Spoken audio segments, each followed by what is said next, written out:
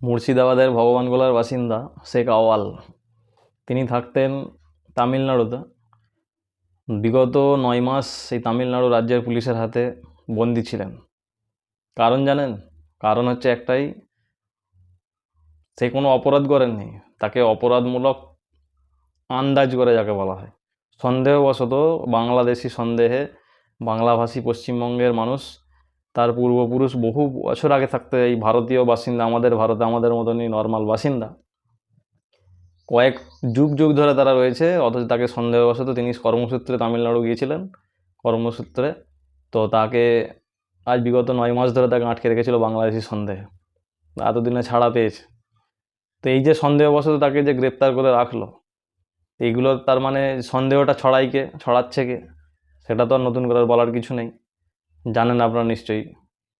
তো সেই সন্দেহবশত তাকে 9 মাস যে আটকে রাখলো, তার পরিবার, তার নিজের যে 9টা মাস যে বরবাদ হলো, সেইটার ভরণ পোষণ করবে কে? তো এইগুলো কি সাধারণ মানুষের জীবনকে নিয়ে ছেলেখেলা নয়? এগুলো থেকে কিভাবে মানুষকে তাহলে আর মানে মানুষের বিশ্বাস, কাজের সূত্রে যে তারা যাচ্ছে, তাদেরকে যে আটকে রেখে দিচ্ছে, এই বাংলাদেশি সন্দেহটা এলো কোথা থেকে? এতদিন তো কই ছিল না, আমরা তো এতদিন শুনিনি। এই হাল ফিলহাল কয়েক বছর, কয়েক মাসের ভিতরে এরকম কন্ডিশন চতুর্দিকে হচ্ছে। তো এগুলো কি না রাজ্য সরকার কিছু বলছে, খালি জাস্ট মুখের বলি, আমরা এই করতে দেবো না, আমরা এসআইআর করতে দেবো না, আমরা এনআরসি করতে দেবো না, এই করবো না, সেই করবো না, কিন্তু সাধারণ মানুষকে যে এইভাবে হ্যারাসমেন্ট করছে, তারা কি কোনো পদক্ষেপ নিয়েছে? মুখের জাস্ট খালি বুলি, বিভিন্ন জায়গায় খালি বিক্ষোভ সমর্থন করছে, এই হচ্ছে সেই হচ্ছে, এইভাবে তাদেরকে আটকে তাদের জীবনগুলো বরবাদ করে দিচ্ছে। আর তাদেরকে সন্দেহবশত যে 9টা মাস আটকে রইল, তার নিজের পাড়া এলাকার মধ্যে তার ইমেজটা কী থাকবে? তো সব মানুষের ভিতরে তো সন্দেহ হবে যে এরা তার মানে অন্য জায়গা থেকে উঠে সেখানে বসা আছে, তাদের উপর একটা মানে কটু দৃষ্টিতে তারা দেখবে। তো এগুলো হচ্ছে কি সবের, না রাজ্য সরকার না কেন্দ্রীয় সরকার, কেউ ভালো নয়, এদের দুজনের মতাদর্শেই এই জিনিসগুলো হচ্ছে আজ। তো এইগুলো থেকে মানুষকে কিভাবে মানে সেই সব সন্দেহবশত থেকে দূরে রাখার পজিশন এখন পর্যন্ত কেউ ঠিকঠাক বলতে পারছে না।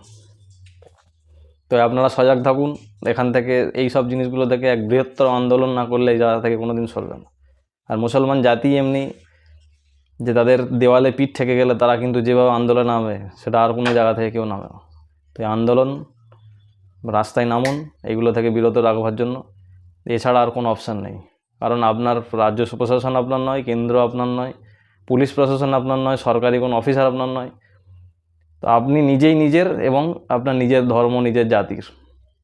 তাই নিজেরা একট্ঠা হয়ে মুসলিম ইউনিটি তৈরি করে রাস্তায় নামুন। শুধু মুসলিম কেন, হিন্দু মুসলিম একত্রে সব জায়গাতেই কম বেশি পারেশান করেছে আউট অফ ওয়েস্ট বেঙ্গল।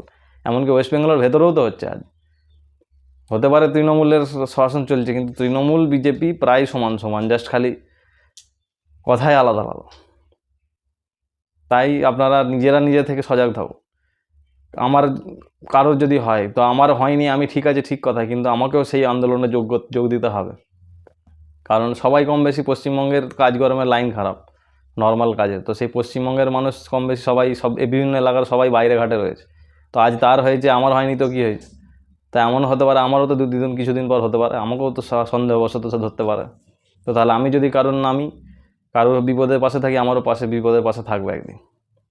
তাই সবাই সজাগ থাকুন এবং সবাই মিলে একসঙ্গে বৃহত্তর আন্দোলনের পথে এইসব শয়তানি জিনিসকে রুখে দাঁড়াবার জন্য আমাদেরকে পথে নামতে হবে। চলুন আমরা বৃহত্তর আন্দোলনের পথে যাই, কোনো না কোনো সময় নামবো ইনশাল্লাহ।